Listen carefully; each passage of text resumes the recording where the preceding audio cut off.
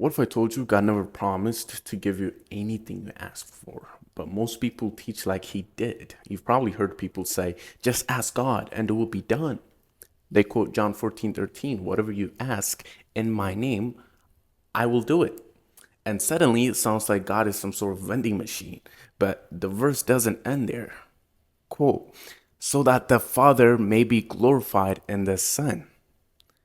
There's the condition, guys. Not your comfort, not your desire, but his glory.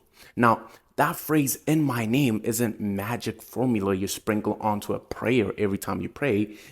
In the biblical world, a name meant character, authority, alignment. So Jesus is saying, actually, if what you're asking reflects who I am, what I want, what glorifies the Father, then it will be done. Now bring in Jeremiah 29:11. For I know the plans I have for you, plans to prosper you and not to harm you. We love that verse. Everybody does. But we forget it was spoken to people in exile, people who were about to stay in hardship for 70 years. So prosper didn't mean easy, it meant purpose. God's plan wasn't instant comfort, it was long term redemption.